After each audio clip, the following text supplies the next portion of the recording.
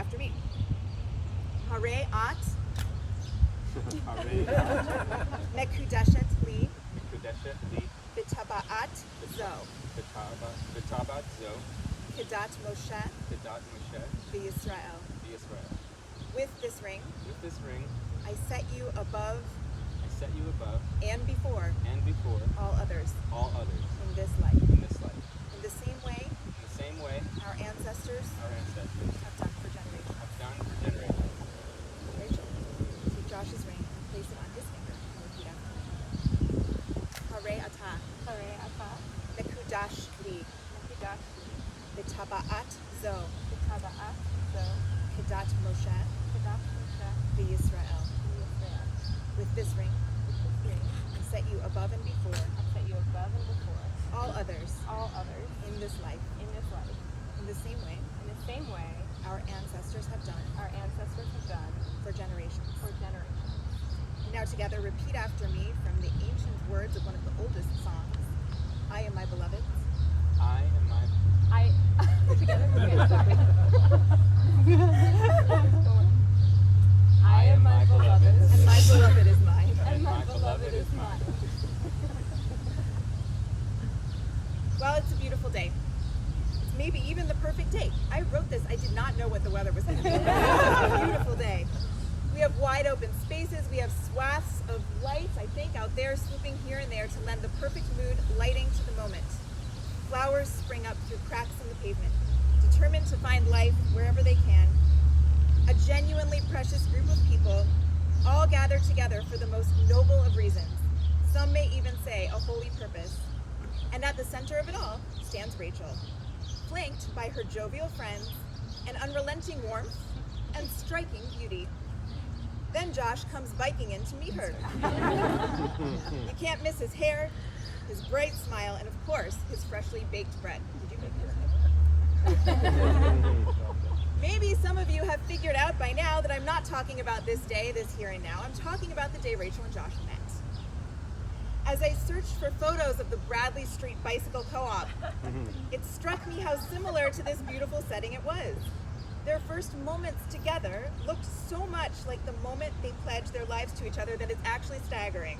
Perhaps today, Rachel's a little more laser focused on her future, just a little.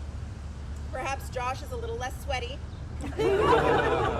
Though with the way he rode his bicycle from Connecticut to Cleveland, maybe not.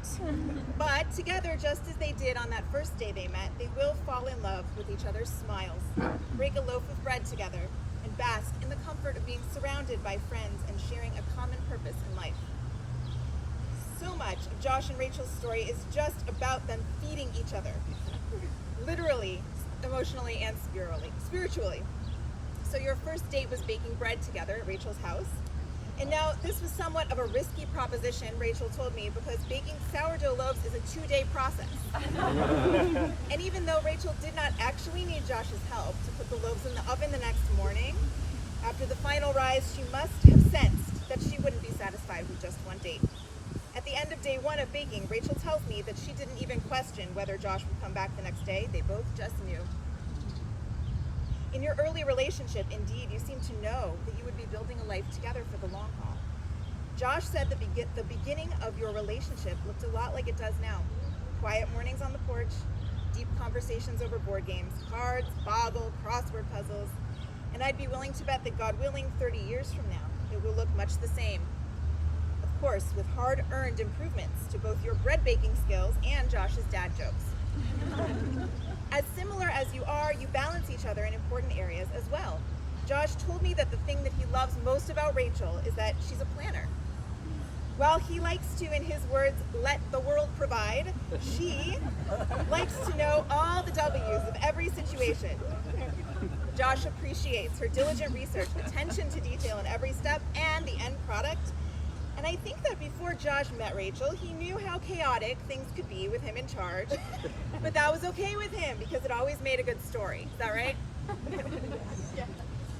But with Rach, he says, her planning makes sure that everyone actually has a good time. And that fastidiousness was always for the purpose of making sure that there would be many great stories at the end, too. All we need to do is take a look around at this perfectly planned wedding day to see that Josh's love for Rachel's planning is 100% justified. Rachel learned early on, though, that Josh's always ready for fun attitude had its benefits too. She says that she loves overbooking herself, but one weekend in the fall, during the first year together, neither of them had made any plans. They spontaneously decided to take their bikes on the train to go pick apples. That's very basic. Spontaneity is usually a high-stress situation in which Rachel scrambles to plan out every detail in the 5 minutes before leaving, but this was so easy, she told me.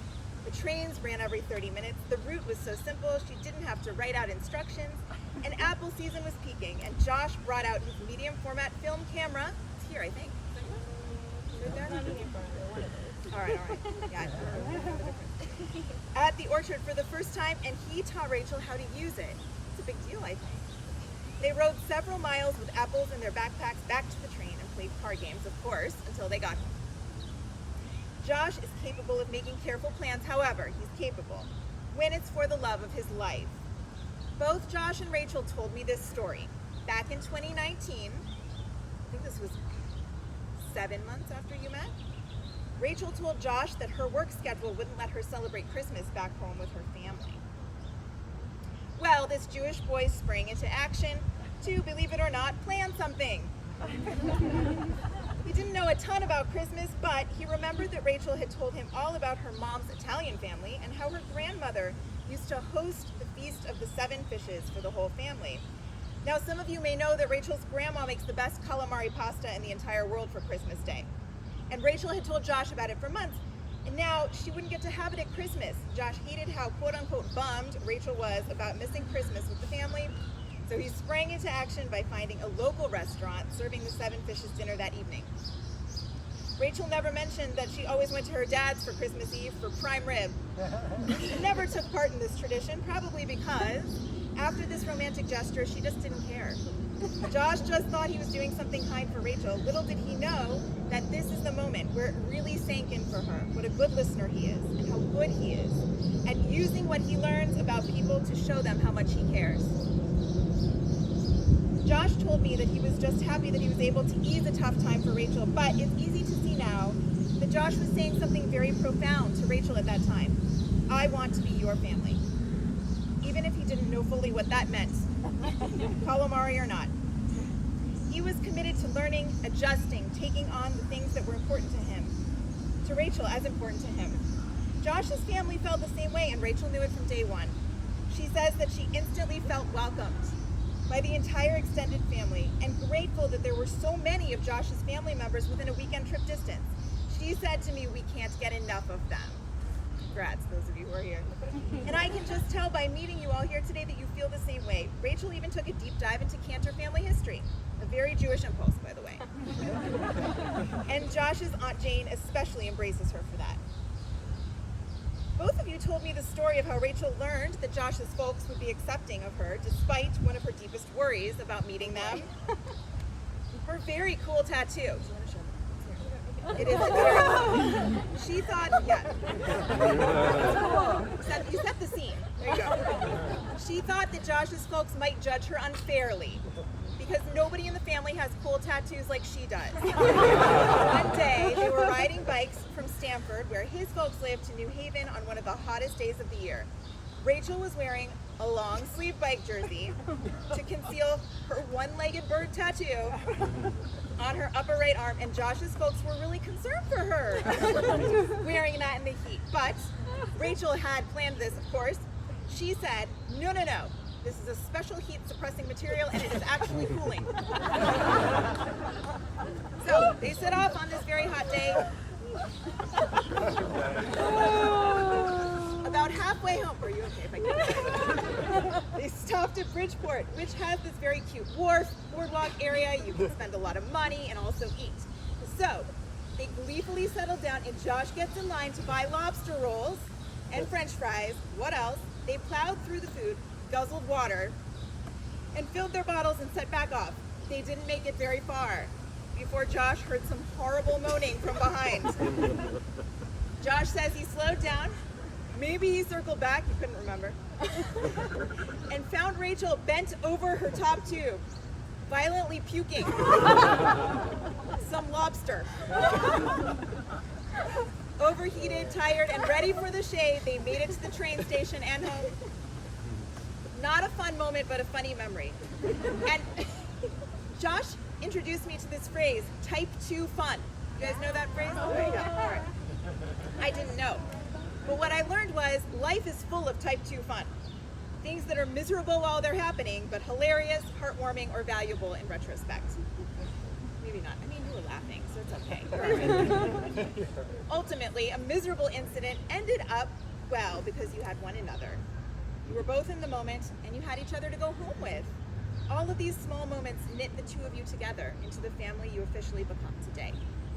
Indeed, the importance of family is one of the most prominent values the two of you share, and it's inspired the most beautiful visions you have for your future. Rachel was lucky enough to have not one but 2 homes growing up, where her parents and Karen made sure she knew the true meaning of home. Home is not things, it's people. Josh told me that his mother is the hero of his life story. Though the family suffered unspeakable loss when Josh and his brother were young, she never failed to make sure that the boys knew they were supported and loved. Rachel grew up incredibly close with her cousins. And when I asked about traditions Josh and Rachel have that they want to carry into the future, they are traditions that they got from their families. Carol made sure that everyone had family dinner together every night at 6, and Josh wants that to continue. If a kid needed special recognition or love, he got a special red plate at dinner.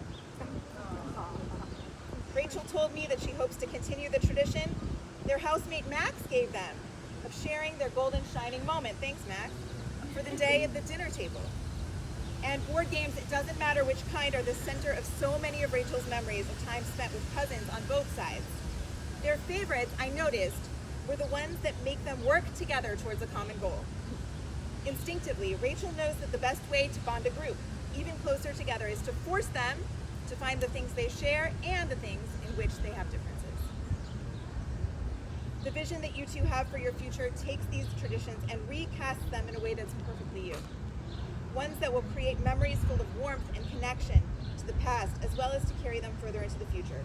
Of course, you'll continue to have family game nights with your cousins, dinners, holidays surrounded by friends and family. Of course, you will add the things that mean the most to you, being aware of your relationship to the earth, living life more slowly and intentionally than most, focusing on being in the moment and taking the good with the bad, experiencing the fun, whether it's type 1 or type 2, as it comes, and knowing that there will always be time and space to sink into it later for its meaning to shift and take on new significance.